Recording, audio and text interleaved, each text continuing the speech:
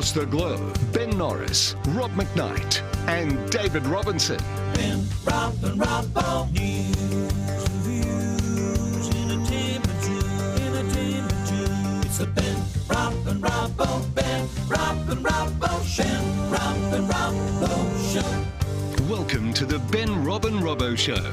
Here's Rob McKnight.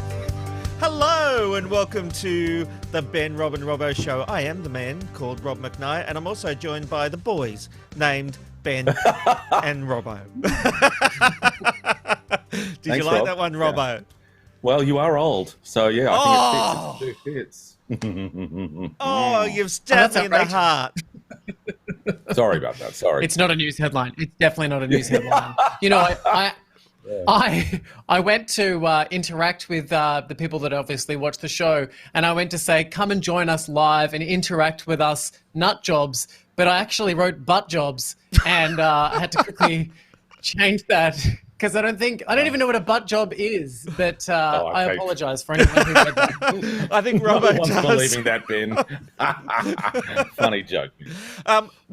Speaking of age, Ben, am I allowed to say your age? Because I think a lot of people would be surprised by it. Am I allowed to say how old you turned this year? Yeah, you can, for sure. Ben turned 40 this year.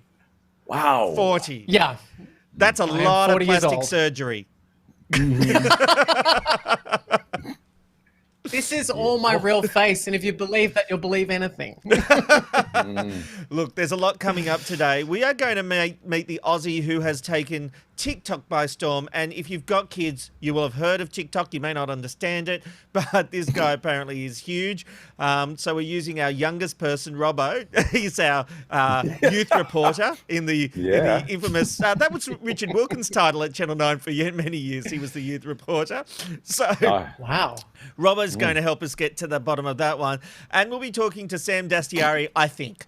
With Sam, you never know what he's doing. He tells me he'll be here, so I'm sure he will be. But in the meantime, let's get into the news topics of the day. And COVID-19 certificates could soon become a reality in numerous countries around the world. They would be issued to people who have contracted and recovered from the disease. The US, Italy, and the UK are just some of the countries thinking about implementing a system of coronavirus identification. Chile looks set to be the first country to introduce the system. Robbo, what do you make of this? There are two sides to this. People want to be able to roam freely. Security ID checks could allow that.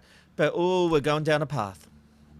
We really are. This scares me because it's almost like my thought, first of all, when I heard about this, was that are we going to start creating in lack of another term, a lower caste of people where people who are healthy can then use another thing to demonize and persecute a minority, and those are the people who have recovered from COVID-19, and because you're pretty much putting a big tar mark on their back.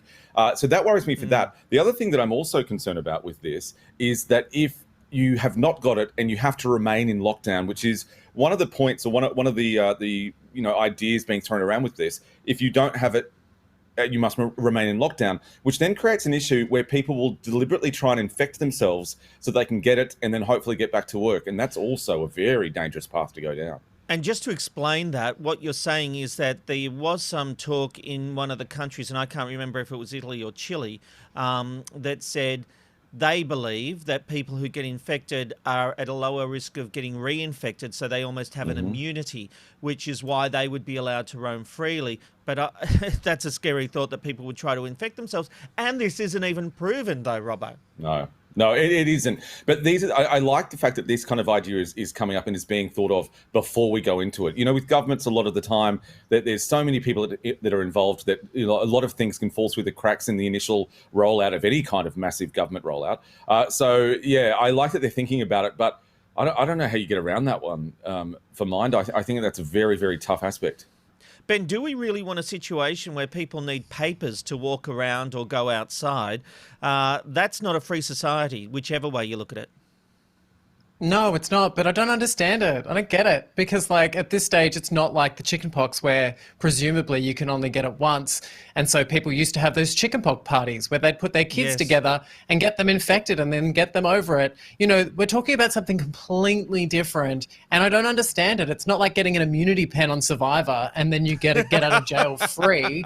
Like, people are getting it and they're getting it again. So look, I think it's a little bit too soon to be doing this. It doesn't bother me to be classed whether I have or haven't got it. That's not an issue. I just think it's a big waste of time. Well, okay, let's turn it around. Rather than whether you've had it and now are immune, not that you are immune by any of the scientific evidence, but what if the government decided to hand down paperwork that said you have coronavirus, you don't, and you are at checkpoints getting tested constantly as we go around?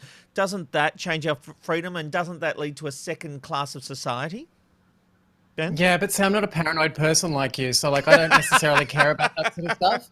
I genuinely don't. Like if I have or I haven't got it and they need to class me with that, that's totally fine. Whatever is helping the greater community is what I need to do. Seriously, you could follow me around all day. I've got no secrets. I've got nothing to hide. I, don't know if I've had coronavirus, but if I had it and I've overcome it and I could get it again, I'm happy to be classified that way. But what I'm not interested in doing is putting things in place where we're spending money on something that's useless.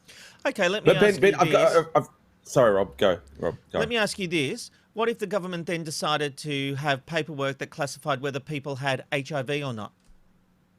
Well, look, they didn't do that when there was the HIV epidemic, And to be fair, I think that is an invasion of privacy, and I completely understand that. But why isn't this? Well, do you know what? You can't really compare everything to something else. Like, I understand that sometimes people want to say this happened here and here, blah, blah, blah. It's a new thing. It's not HIV. And we're talking, I don't see how that's relevant, to be honest with you. Because it's about labeling, and you might not think having COVID is a big deal, but someone else might find that deeply personal, or having an STD, but you're or also something going like in, that. But look, the difference in this that makes me feel really uncomfortable about it is that HIV was basically known as a gay disease, and that makes me feel really uncomfortable because the higher numbers amongst the LGBTI community were getting infected, and to these days, whilst there are a lot of people getting on top of this, I know people that have HIV that don't want their information out there, and I've had conversations with those people, because health is really important to them during these times, that don't have any issue with being able to say that they had coronavirus. So look, I think they are really two different things because I've explored that. Sorry, Robbo, what do you want to say? I think what Rob was trying to say and what I said initially was that it creates a second class of citizens. So I'm assuming as a gay man that you have felt often at times that you were a second class to heterosexual people just based on the fact that you were gay. I think it's that kind of point that I think that Rob and I guess are trying to make, and that is that if you have to then label and identify yourself as a COVID-19 person who's had that, does it then create this second class citizen because you're different to the majority? So then you kind of That doesn't bother me. It doesn't bother me. This is the thing. Is like I don't care that I'm gay. I don't care that I was born that way. I overcame that obstacle when I realized I was attracted to the same sex, and now I'm happy to tick any box about my sexuality. I'm happy to be a homosexual man. That's not an issue. You've said What do in you this mean? conversation that HIV changes the rules for you. Yeah, look, I think it's more about when I think about my friends and about how they want to be classified. And because I have done a little bit of research on this, and that is that gay men do feel like these are two very different things, and they don't necessarily want to say that they have HIV, but there's no issue about talking about coronavirus. I think that's where I'm coming from. Okay. Look, and HIV is a drastic place to go. I could have said STDs or anything like that. That was the point I was making. Let's move on. And it was another fiery episode of Q&A, just like here last night, as some of the premiers sat down with host Hamish McDonald and answered some important questions. But it was Victorian Premier Dan Andrews who said that people need to be careful of a second wave, adhere to social distancing, and he won't be bullied into schools reopening. Good on him. I think that's amazing that that's what he's done. I think Dan Andrews has been doing a brilliant job, and I don't know, like, it's so weird to me when people say Dan Andrews is being too sensitive or too precautious. Shouldn't that be what we're doing? And hasn't the results thus far been really impressive for Victoria? I mean, I think he's doing a brilliant job. Well, indeed. Before we move on, let's have a listen to what Dan Andrews actually said on Q&A last night. This is not over. There's a long way to run. And that's why if we don't follow the rules over May and into June, we'll give back all the great progress that we've made, progress that sets us apart from so many other parts of the world. We just have to stay the course on this. Be cautious, take appropriate steps, small steps. You only get one chance to do this right, Hamish, and I'm determined, and I think all of us around the National Cabinet table are determined to do this properly and not be like, say, Singapore, where you get forced into reintroducing lockdown in just a few weeks' time. We've been talking on this very program about the fact of the attacks against Dan Andrews, being called Chairman Dan because he loves the power. Ben, as a Victorian, what is the feeling about Dan Andrews and the way he's leading this situation in Melbourne? Well, this might sound a little strange, but I've been talking even to quite a few strict Liberal people that I'm friends with, that are very strict with their voting, but they're even impressed with the way that he's going. I actually think his approval rating is up, amongst a lot of people, and I think he's doing a really good job. So I think when someone's doing a good job, there's always going to be people that try and tear them down. And I think it's great in Australia where Scott Morrison has come out saying what he thinks people should do, and have given them a plan that they can in place. And then he's left that up to the states to be able to work out which category they want to be at, and I think he's probably being a little bit precautious, but why not? Robbo, it's been hilarious in some ways. Every time Andrews gets attacked, there's another COVID-19 case comes out or a cluster or something like that, and just almost proves him right. Well, there's been 17 new cases today, the highest in the country. So he's got to be as tough as he's been. What I like about Dan Andrews is he's a politician who has come into power and has done a lot of the things that he said he would do. It made headline news around the country when he implemented quite a few things that he just said, we're going to do it, and he did it very quickly, on time, on budget, all of that kind of thing. So he's already got a reputation as a leader of being someone who says, this is what we're doing, this is how we're doing it. I think he's been really good with communication as well. It's changing so often. And I think that the biggest whingers are just that, whingers. They're children, they're toddlers, not reality, but you know what I'm trying to say. They're adults who are just being little bitches about it. This is a really tough job. Right. I agree. And I think that you've got to really, really work hard to make sure that your state is safe. 17 new cases, it's not over. And so he still has to be tough. I think there is a real problem that Australians are getting cabin fever and complacent because we have flattened the curve. And I have very real fears about that second wave. Well, moving on, and thanks to desperate pet owners, there now looks like there's going to be a sequel to the story of Noah's Ark. After COVID-19 cancelled visas and axed jobs, many foreigners were forced to pack up and return to their countries without their pets. But now a group is attempting to charter a 747 aircraft to bring their pets home. To keep costs down, they would need up to 400 people to book seats, which would cost between $3,800 and $8,400. Ben, how far would you go for your pet? Yeah, I mean, like a lot of people here around the world who have pets, they're your children. I can completely understand that money is needed to be spent on getting people's pets home. Pets these days are extremely important in people's mental health, which I think is really important in these times. So whilst I did read a lot of the comments on that one, and they say never read the comments, but I thought it was outrageous, these people saying, oh, what a waste of money, no one cares about people's animals. And I'm like, what are they talking about? Like, they obviously don't have pets, because if you had a pet, you would care for them like a child. Well, I think there has to be a limit. Look, I have a dog that, I don't know if we can see this, actually sits there as we do the show every day. That's Cinta. And she's always there watching the show or sleeping through the show. But I've got to say, I think at some point there is a limit to how far we can go for our pets. And look, if anyone wants to spend this money, good luck to them and go for it. As long as not one government dollar is put into this, I have no problems with what people do with their own money. But at the moment, we have people that are really suffering, and any money needs to go to the people.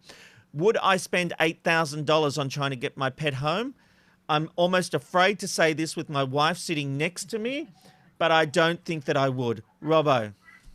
Don't say it then. At least your dog is asleep, so that's good. Hopefully she didn't hear that awful, callous, cold-hearted comment that you just said. I'll tell you right now, though, we've got a dog here, Billy, love her, but for $8,000, I'll love to remember her. She'll be close to my heart.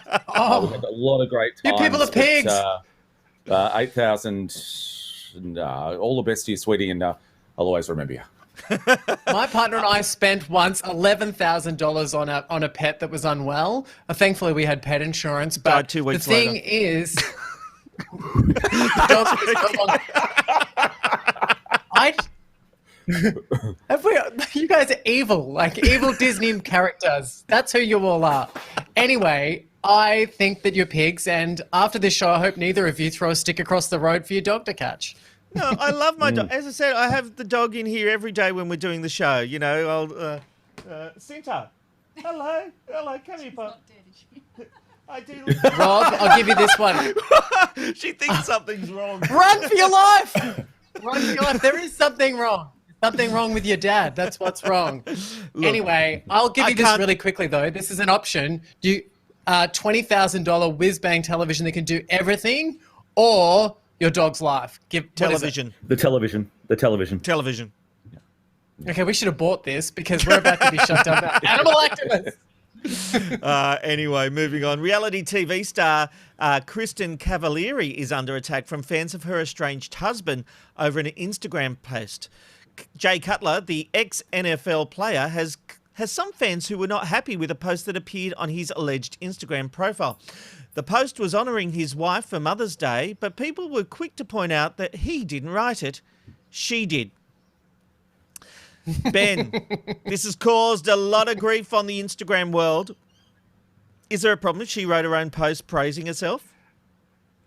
If only everyone knew how ridiculous the work that goes behind most girls' Instagram. I've got friends that when you catch up with them, 75% of the hang is editing photos and working out how to position them so that you look skinny and fabulous and better than anyone else. Am I shocked to hear this? Let me tell you, I have a friend of mine who used to know my password to Instagram and my partner's, and when we would catch up with her, she would log into our Instagram, like all of her photos, and write comments on all of her pictures like, wow, you look so beautiful today. So this is not new. It's sickening, and I think it's weird, but people are doing this all the time. I'll have my say in a moment. I want to go to Robbo. Robbo, what's wrong? Nothing about what Ben was saying. I just can't believe that this is a story and that we're even bloody talking about it. The biggest thing here, though, is that the profile name is @if Jay had Instagram.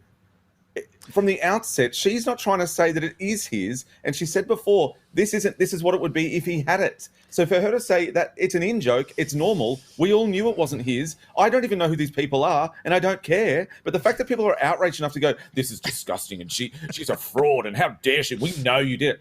Oh my God, go outside, put a couple of brick shoes on and jump into your pool.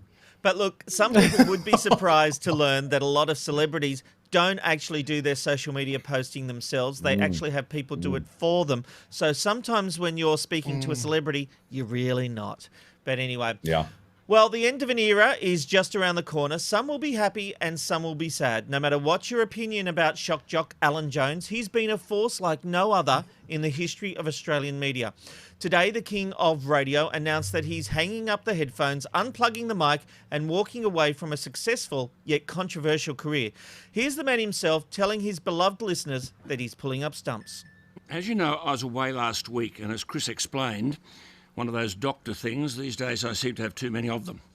Health-wise, though, I am okay, but we are living in the world of coronavirus, and the most repeated statement we hear is, we must listen to the experts. Well, the experts are telling me in no uncertain terms, and not for the first time, I might add, and I quote, this is my letter from last week, Alan, continuing with the present workload is seriously detrimental to your health. I've listened to the experts, and I'm taking this opportunity to indicate to my radio family that I will be retiring from radio at the end of this month, May 29. And Scott Morrison, our Prime Minister, was on air this morning reacting to the news. Having woken up with you every day for so long, and you know, you've always spoken your mind to everybody, including me, over the years, and we've had one or two disagreements, but you've always done the right thing by your country, and we're very proud of that. But long-time competitor Carl Sandilands, he also had his say. Oh, look, I'll make this offer once again. I could do this show, right? And then do the Kyle and Jackie O show, and then in the ad breaks and songs, I could go over. I could get another mic here, and go straight into. Okay, well, Pauline Hanson, she's got a treat. Pauline, hasn't she? I don't know who she thinks she is. Anyway, we'll get the Prime Minister on the moment. Scott Morrison, not quite as good as the Onion Eater, but nonetheless a great Liberal Prime Minister. So you're hoping no one will even notice that They won't even notice. Gone. They won't even notice. Yeah. I love Carl Sandilands, and if there's anyone who could do it, it's him.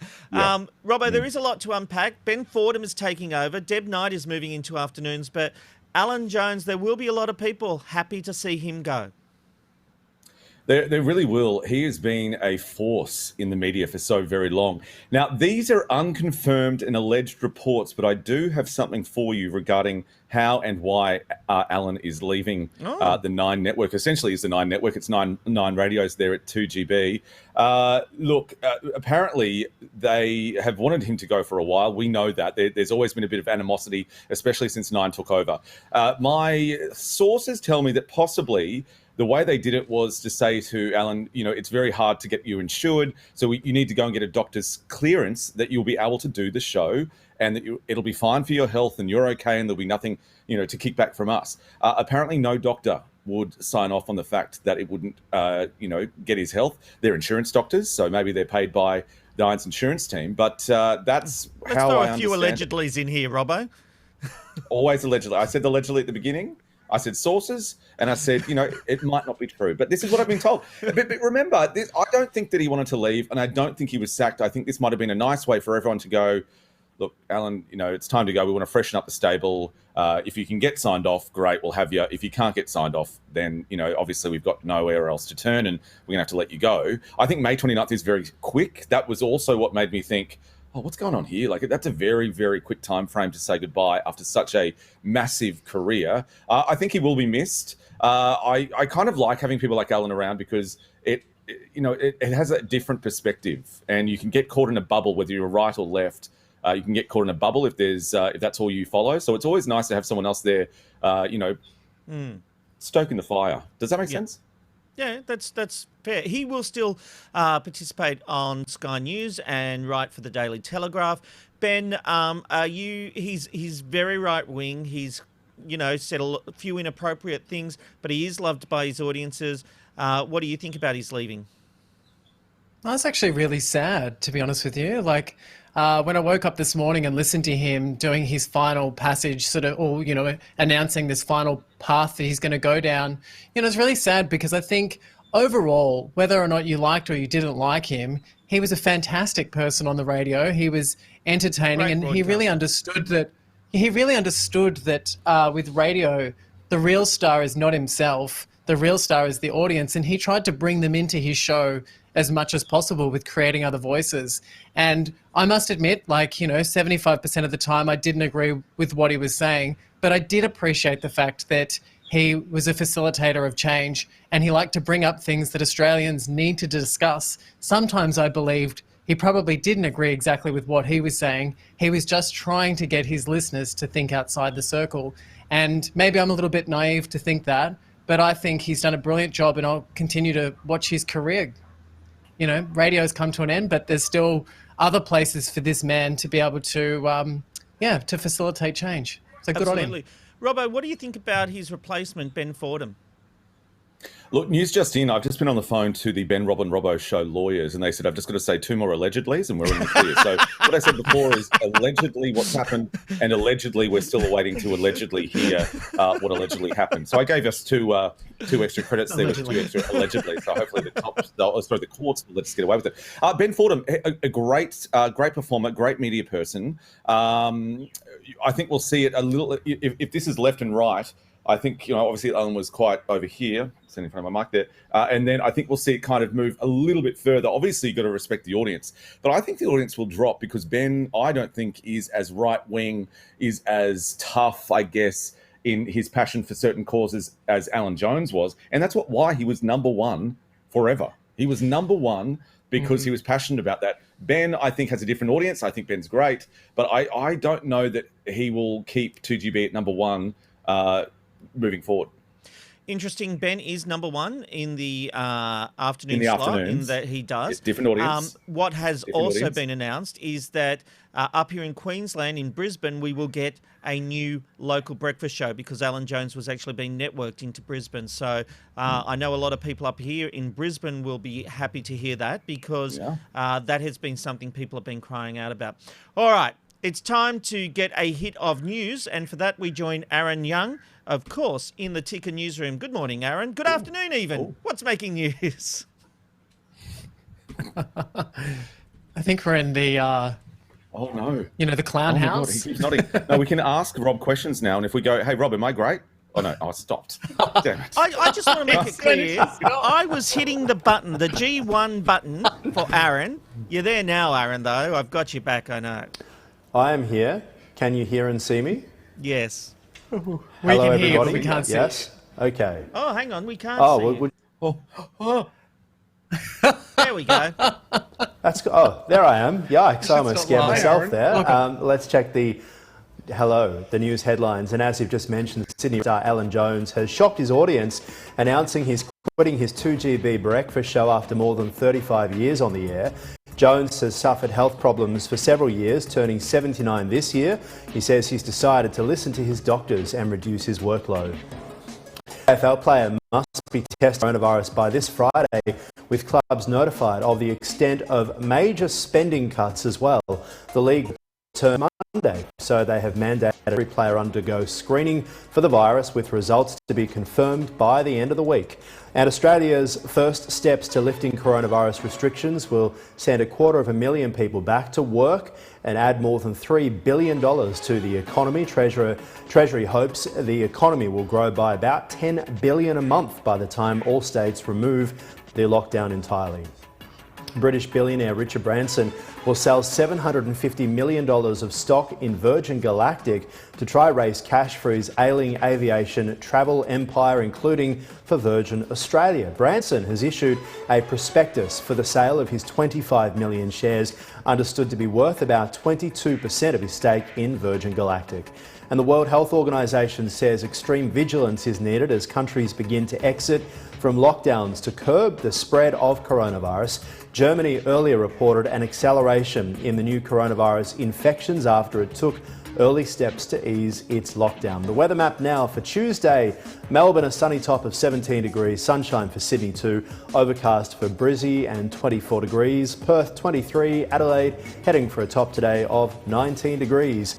The local market now, and shares bouncing off those daily lows, remain firmly lower in lunchtime trade, the worst performing market in the region, but following on from what we saw overnight with the Dow. That's it, you're up to date. You are watching Ticker. Now, gentlemen, I was watching YouTube last night, kicking back. No. We lost him. I know, and I was so excited as well. But you know what? We lost about him. this. You're back. We've got you, Aaron. Sorry. I was really. Oh, look, I think we're going to have to leave Aaron there. We are obviously having some technical issues because I was just doing a really funny thing with my hand then. I don't know what was happening. I see.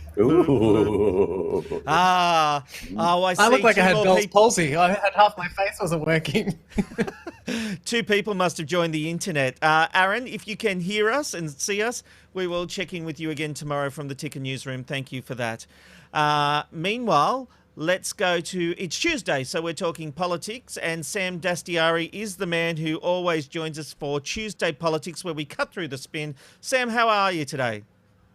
Mate, great to be on the show again. I couldn't help but hear you talk about Alan Jones. Yes. And he's moving on. I have to say, it's there is something so Sydney about Alan Jones and that type of radio, and I always find this a little bit fascinating. Where you've got your John Thanes and your Neil Mitchells and that down in Melbourne, but with Sydney, there's just this kind of aggressiveness with the radio personalities that succeed. yeah. So, be it on the AM station, Alan, who was a out-and-out brawler, and I think Ben was pointing it out. He kind of picked fights, sometimes just for the sake of his audience, sometimes for other reasons, because he believed in them. But either he on the AM or someone like Kyle Stanlands on the FM, who are actually a little bit more brutish, which is kind of, I think, how Sydney radio hosts kind of survived. But I have to say, Alan Jones' influence on Australian politics was incredibly large, particularly on the Conservative side. The Campbell Newman, Premier of Queensland, was in part brought down because of Alan Jones when he turned against him. Is that right? Do people actually put it down to Alan Jones for bringing down Campbell Newman's government? Look, yes, to a large extent, and this is why, right? Alan had this incredible ability to speak to the right of politics. So if he turned on a right-wing politician, if he turned on a Campbell Newman or someone, he could do incredible damage. The amount of damage he did to Turnbull within the Liberal Party by directly speaking to the Liberal Party base was immense. Could he do that same thing? Did he, hurt? I mean, he obviously was never a fan of Julia Gillard. I think some of the stuff he said about her was atrocious. Did he do her any real damage? Not really. But the person who used to play Alan best was back in early 2000s was Bob Carr. So Bob Carr used to have this standing policy where once a week he'd go on Alan Jones' show. They'd have an out-and-out brawl, and at the end of it, Alan would say, well, the thing about Bob Carr is you may not agree with him, but he always has the guts to come on my show. And, it was kind of like this respectful kind of thing. But, look, what Alan did that I think was different is he was able to operate in a new media environment where I think a lot of people in kind of old media, if you will, kind of struggle to. And he was able to just kind of cut through on the 24-hour media cycle. I don't agree with almost anything he stood for, like maybe one in 10 things. But look, there's no denying the fact that he dominated Sydney radio for a very long period of time. But it'll be interesting to see to what extent he got pushed and to what extent he jumped. So, Sam, I've got to ask you, there's been a rumour around Canberra and around the media for many, many years that the government would have an unofficial minister for Alan. Can you tell us anything about that? Without a doubt. Yeah, it used to happen in the state Labor governments as well. In Sydney, New South Wales, where essentially someone's job just to keep talking to Alan, keep a relationship open with Alan, and it's even more important on the Conservative side because you've got to. Essentially, it's like managing their base, right? It's managing their constituency. And on the Conservative side of politics, it's incredibly important because he's talking to your voters. On the Labor side of politics, anything you get out of Alan Jones is a freebie, right? Any time he can come out and give your support or slam your thing. I mean. When I used to be there with Shorten back in the day, Bill and him had a great relationship. As much as you can with being a Labor politician and Alan. Why? Because Alan hated Turnbull so much. Right. Oh wow! So better the devil you know, Sam. Always look, and again, you got to understand from a Labor perspective. There's nothing to lose. So a lot of the Labor people turn around and go, "Oh, Alan Jones' audience." My take on it, and again, I don't have the stats here. I would suspect they vote 85% Conservative, 15% Labor. But if they're revved up enough, maybe another 15% of them will vote against the Liberal Party. They won't vote for Labor necessarily, but with preferential systems and protests and this and that. And certainly, no doubt, when Campbell Newman, don't forget, Alan argued and asked to have his breakfast show circulated in Queensland, in part because he was at such war with Newman and the Newman government. And even though he was incredibly right-wing, right, there's these kind of odd issues he was quite left-wing about. So things like CSG and gas, right, when it was big about 5-6 years ago, it's kind of died down as an issue. And also, he was always very, very big on the real consumer stuff, just because he knew his audience. So he was always like tough on banks and pro-banking reform and those kinds of things. And that's in part, I think, a recognition of where his kind of base sat. But look, it's an old group. It was a very, very old listenership. Robert, you made the point before about whether Ben Fordham can keep them or not. I actually think, I don't know if they want them. And what I mean is this.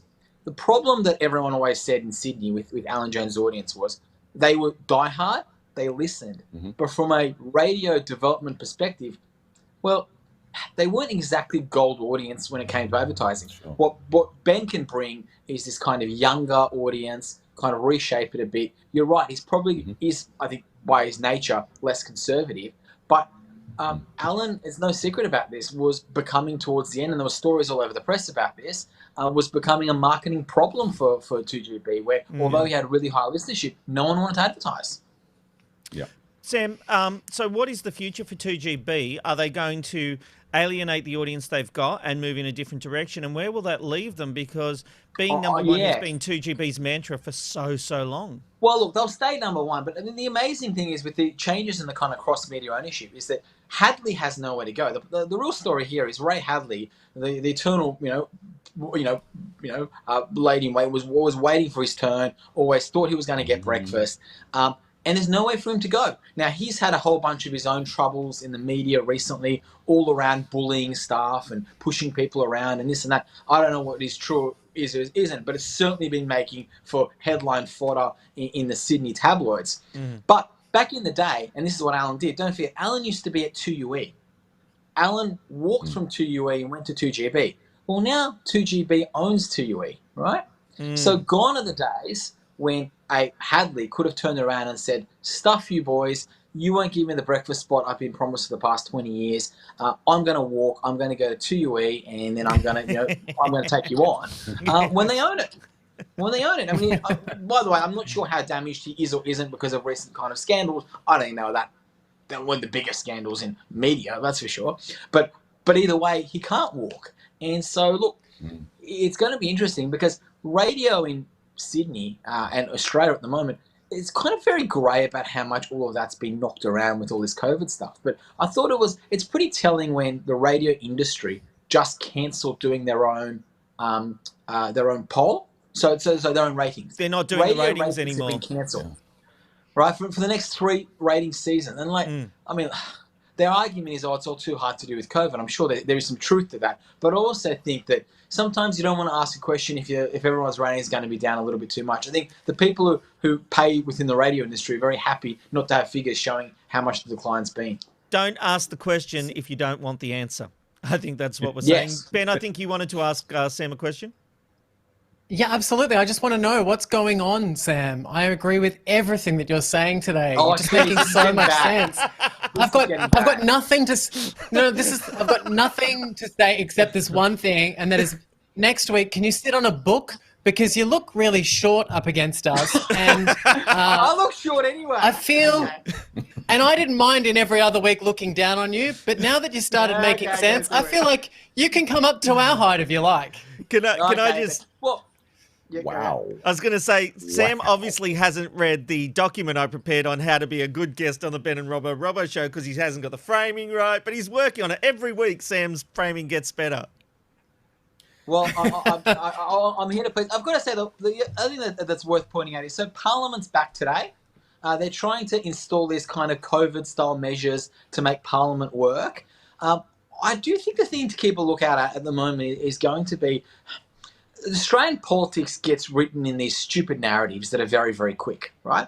So around Christmas time, there was the narrative that was Scott Morrison's finished, he's dead, it's over. The Scott Morrison, because of the fires, his leadership's done for forever. And now there's a new narrative that I think is about to run for about 4 or 5 weeks, and that is, this is a wartime Prime Minister. He's the greatest leader Australia's ever had. He's fantastic. And what I say to your audience is, both those comments are always not true, right? So every time, it's like what happens with leadership. They start with a whole, leadership trouble in one party. When that story kind of dies down, they go leadership problem in other parties. Now, unfortunately, Australian politics, leadership trouble tends to be true. But I always say to people, look, both extremes are just the extravagances of the media. Neither are true. And right now, there is about to be this big narrative written that Morrison's unbeatable, this and that. And I remind people that, look, Churchill lost after, Anna Bligh after the floods in Queensland, and she was on a sky-high lost. No election's unlosable. No election's unwinnable. Politics in Australia is really played at the centre, and never write anyone off one way or the other because they always come back.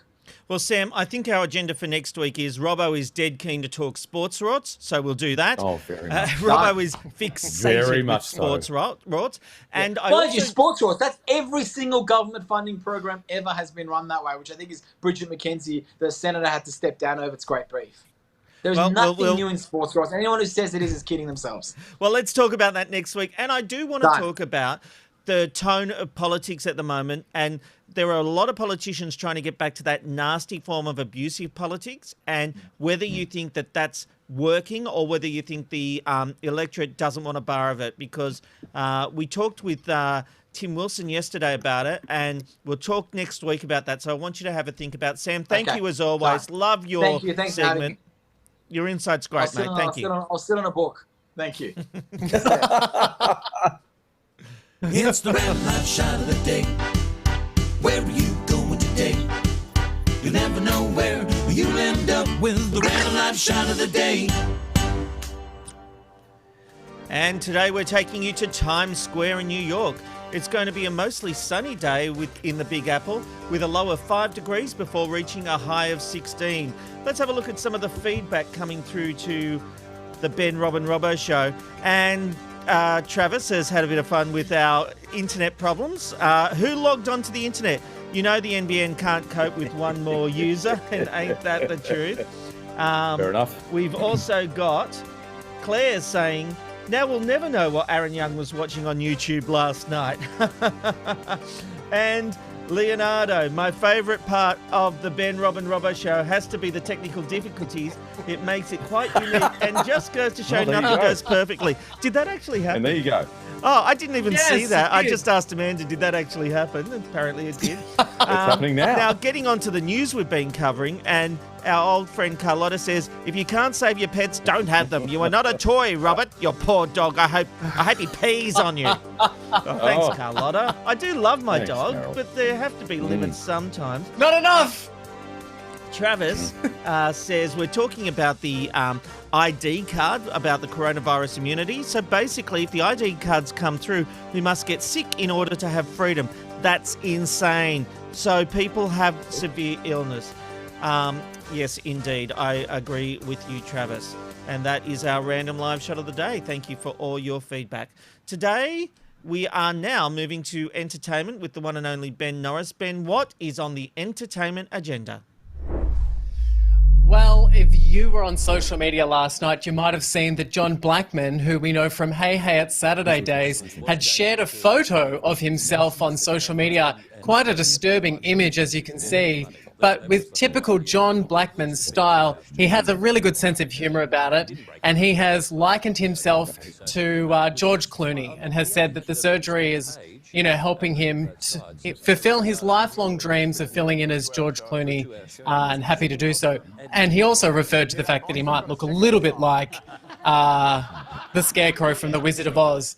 I grew up with John Blackman. I think that he is so funny. And before I move on from this story, I just want to show you just this clip from Hey Hey It's Saturday. If you don't know John Blackman, you'd know Dickie Nee. And this was one of my favourite moments. He had great chemistry with Molly Meldrum. So here you go. Which dog is this? Is that Ziggy? Is this Ziggy? Which number? Ziggy number 4. Gee, you go through a lot of dogs. Has the RSPCA heard about this? Yeah. On the Ben, Rob and Robbo Show, Blake. Good morning. He is an absolute classic. I love John Blackman, and really, Robbo and I met him at Studio 10 and got to meet Dickie Nee, and actually saw the face of Dickie Nee, which actually is on my Instagram account, Robert McKnight, or Robert_McKnight. I actually posted it, and it's horrific what Dickie Nee actually looks like, isn't it, Robbo? Yeah, it really is. And he is a legend of Australian television. We were so lucky to meet him, and we wish him really all the best. Yeah, absolutely. What else have you got for us, Ben? Well, Tiger King has continued to make headlines with lots of people just wanting more Tiger King. Well, the creators of Tiger King have come out saying that there is going to be more tigers. And sorry, I think we had a bit of technical difficulty there. But yes, we will get more tigers, and the filmmakers have come out saying that we're in fact going to get a new documentary, but this time it'll be a little bit more serious, and they're going to follow what led to the 2003 demise of Siegfried and Roy. So there's always been a lot of scrutiny over what led to that attack that happened on stage, which shut down the very famous Las Vegas show. So this documentary is going to center around that. Apparently they've got some shocks in there. And if you ask me, when it comes to Tiger King, yes, you know, all of the characters were outrageous and that was a large part of it. But the skill in making a good documentary is clearly evident with these guys. And I'm really looking forward to seeing what they can do, maybe outside the, you know, the craziness, you know. Also making big headlines at the moment is Friends. Now, Friends was announced to come back with a reunion special. Now, with this reunion special that was coming out, it was delayed because of coronavirus. It is going ahead. And what we were all a little bit scared of was whether or not we would get the cast of Friends in the same room together. Because with coronavirus, it would seem that maybe we would just get them all like on a Zoom chat. Well, they have come out saying that Friends reunion is going ahead. It's most likely going to be filmed in July, and we will get the entire 6 cast members back together again, which, if you ask me, is just amazing. And Reese Witherspoon managed to have a chat with one of her good friends, Laura Dern, and you may know the two from the TV series Big Little Lies. Well, it looks like Big Little Lies is going to get a series 3. A lot of people were saying that it wasn't going to happen. And whilst it may not happen in the next 12 months, it looks like Nicole Kidman has confirmed with Reese Witherspoon and Runa Papandrea that they will be coming back. But they had Meryl Streep last time, so what big name could Big Little Lies add to the cast? Well, it looks like Reese Witherspoon is saying that she would like to get her good friend J-Lo into the cast of Big Little Lies. I don't know about you guys, but I don't know about you guys, but I am so excited for more lies from these girls. I think the show is brilliant. It's a massive success for HBO, and I can't wait. Does anyone else have any ideas on who should be in it? They're saying Gwyneth Paltrow. Oh, you do? Yeah, let's have a listen. Let's hear the girls discuss that. New character to arrive in the world of the Monterey Five. I mean, I'm always hoping for J-Lo to show up, just because I really enjoy some J-Lo. Come on, J-Lo. Do we tell while we're waiting for their responses? Do we tell them? Oh, somebody said Julia Roberts, Frances Conroy, Brad Pitt, nice, Amy Adams. Ah, these are all amazing. I love ideas. It's going to be a huge cast, and it's going to be so exciting. Jennifer Lawrence, Sandra Bullock. Amazing ideas. So who's actually coming, Ben? Gwyneth. Well, the news is that we're getting most likely J-Lo. I would say that because Reese Witherspoon had just done a Zoom chat and was recently seen with J-Lo, I think that that's the reality. I think that we're probably going to see J-Lo join them. I wonder if she'll do a strip like she did in Hustlers. I mean, maybe there needs some strippers in Monterey. I don't know. I'm up for strippers. I saw someone's... You posted about that this morning, and I saw someone's response, and I cannot read it out. I've just been given a nudge not to read it out because it was hilarious. Well, I appreciate the shout-out to my social media. Yeah, I appreciate that shout out because now people have to follow me on Twitter to read that disgusting tweet that I saw. So it was the one involving 90-year-old nuns. Oh, yeah, it was disgusting. Anyway, moving on for entertainment. Instead of my TikTok of the day, I would like to play a bit of a tribute to Jerry Stiller, who you'd know as Ben Stiller's father, but more importantly, you'd know as George Costanza's father from Seinfeld. Now, there's always been this blooper floating around the internet, with a bit of a stuff-up that had happened, and it's really hilarious. So this is the video I'm going to show today, but before I show that, I will quickly say that Jerry sometimes would struggle to remember his lines, and the more he struggled, the more angry he got, which was actually built into his character. So as you can watch this clip, you can see Jerry struggling and delivering some of Seinfeld's best comedic talent. You saying you want a piece of me? Say that one more time. You saying you want a piece of me?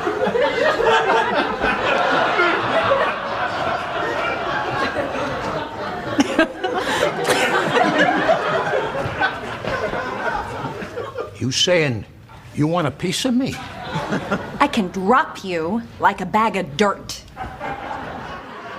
You want a piece of me? You got it! that clip is floating around today. It is just fantastic. And, Julia Louis-Dreyfus just breaks constantly as they're recording that scene. Ben, thank you. A nice tribute to end the entertainment report on. Thank you very much for that. All right. No worries at all. Let's cross over to Robbo. Robbo? Rob, thank you very much. First, we had Facebook, YouTube, Instagram, and now there is a new kid on the block. It is TikTok, with over 800 million active users worldwide. It is the hottest property in social media at the moment, and Australia is very well represented. 18-year-old Blake Pavey has over 176,000 followers and over 3 million likes. We're lucky enough to have the fella with us here, the big fella. Bloody hell, it's so good to have him. It is Blake Pavey. Blake, thanks so much for joining us here on the Ben, Rob and Robbo Show. Too easy. Thanks for having me. No. Just before we start, you've got two catchphrases, which I love. I need to hear you say bloody hell and your other one there. What is it? Righto, so there's, he loves it, the big fella. That's the most famous one that I've got going at the moment. And then there's just the classic, oh, bloody hell. They are absolutely perfect. Now, tell us, you first went into TikTok, in September 2019, and then you had this video as your first one. We'll have a quick look at it, and then we'll chat about it afterwards. Let's see that. Yeah. Look at this. Stud finder. Found one. Sorry, I'm just getting some water for my friend.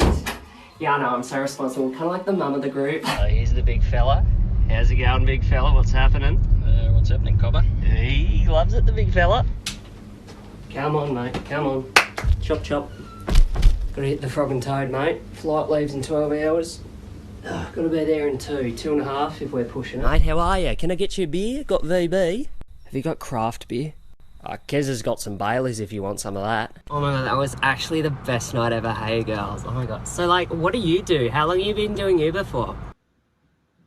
So sorry, I was a bit starstruck there, Blake, actually. I was meant to throw to that compilation there that have got a few of your characters, which is fantastic. So we'll check out your first video in a moment. But we see some amazing, kind of representations and observations there of great Aussie characters that every one of us knows. Where do you come up with them? Well, look, they come from, a varied lot of places. Like the dad character's based off my actual dad. I even named the character after my dad because, that's the realest it's going to get. And then sort of the other characters, they come from lots of different places. Like the girls are based on, girls from my school, but just exaggerated, taken to level 11. And then, the boyfriend character is based on like the TikTok e-boys who I just hate watching. So I love taking the mickey out of them. No, I'm so glad you do, because I can't stand those people on TikTok. TikTok is so massive at the moment. Can you tell us briefly what exactly is this platform? Well, look, when I downloaded it, it took me a lot of convincing to download it. I was one of the people who would, bag people out for even having the app. And then my mate Darcy convinced me to get it. And I'm just addicted. Even I don't know what it is at some points, but it's worked out for me so far, thankfully. But it's just, it's just a bit of fun, really.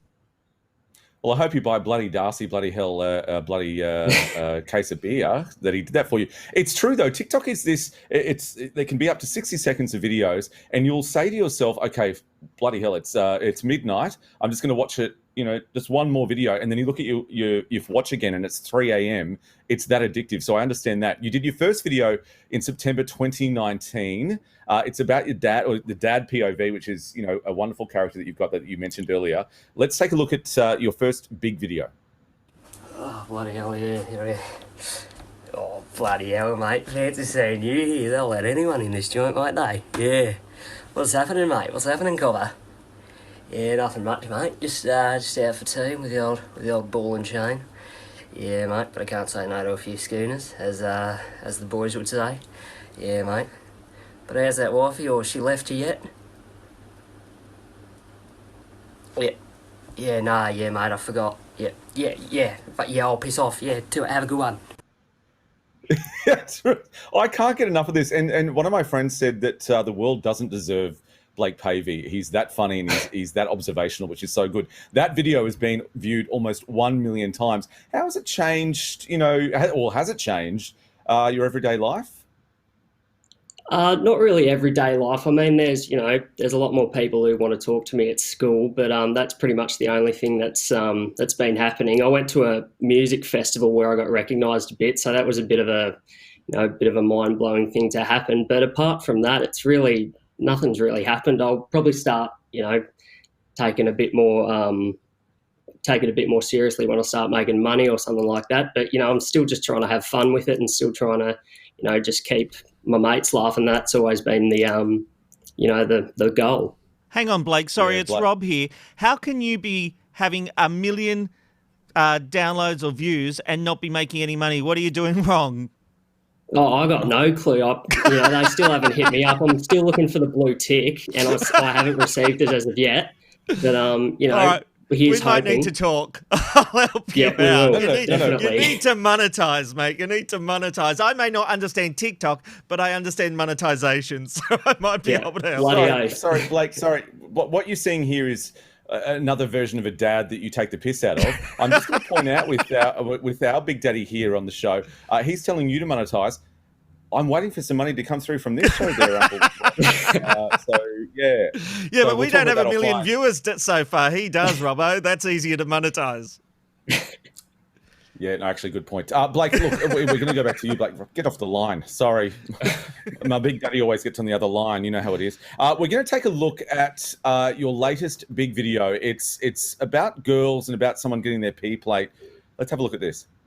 Yes, bitches, just got my peas. Get around me. Yeah, the girls. Mum, take a photo. Want to take a photo? Do I look hot? Yes, oh my god. Okay, now one like this. Yes, I look so hot. Yes, show me the photo. I've got to tell you, it's not even showbiz laughing. I was researching this obviously yesterday and had to look at a lot of your videos, and I am laughing. I'm laughing now. I'm sweaty laughing actually, which is probably because there's no air conditioning, but I'm still sweaty laughing. They're so good, and I think it's because when we look at your characters, we see 1 million people that we know. Is that a big part of why you do it? Yeah, pretty much. I don't really know why I started doing it, but I just like taking the piss out of my mates. So, this is sort of the best avenue to do it, I think. So, and it's worked out pretty well for me so far. So, I'm going to keep going with it. But yeah, it's just taking the piss out of my mates who, they shine through the characters that I play.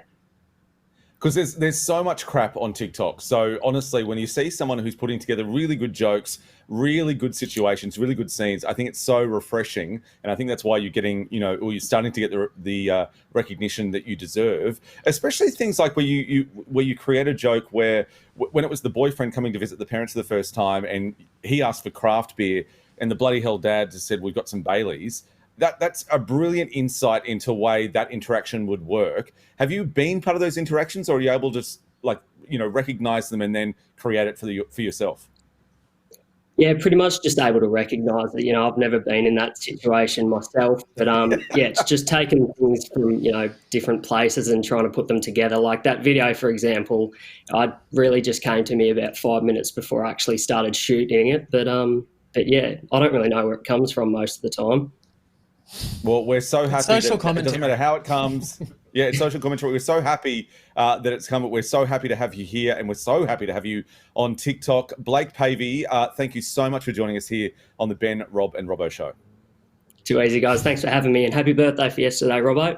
Oh, bless you, bless you. And for that, the present will be, if you want to check out Blake Pavey's videos, just search Blake Pavey on TikTok, YouTube, and Instagram. And if you want to get him to do something special for you, make sure you message him on Instagram. He's an absolute bloody talent, and he's a star of the future. So, Blake, how again, old thank are you, so Blake? I turned 18 in January. Wow. I remember if Rob had I listened had to the talent intro, at 18. I didn't, but you do. Yeah. Congratulations, Blake, and good luck with everything. Thanks, Blake. Guys, thanks. Awesome. I thought the whoopee cushion was funny back then. I had no idea what was funny. Like, can I just say what a smart kid? I know. Yeah. Very, very funny. Very funny. I want to be funny. Nice find, Robbo. Tomorrow we'll be meeting one of the eliminated MasterChef contestants, and on Thursday we're talking to our good friend Joel Creasy, and lots of surprises for the week after. I can't wait. Until then, that has been the Ben, Rob and Robbo Show. Stay on ticker for all the latest news headlines from around the world. We'll see you tomorrow at 1 p.m. Australian Eastern Standard Time as we stream across the world with the Ben, Rob and Robbo Show. Bye. Bye. Robbo, Ben, Rob and Robbo Show.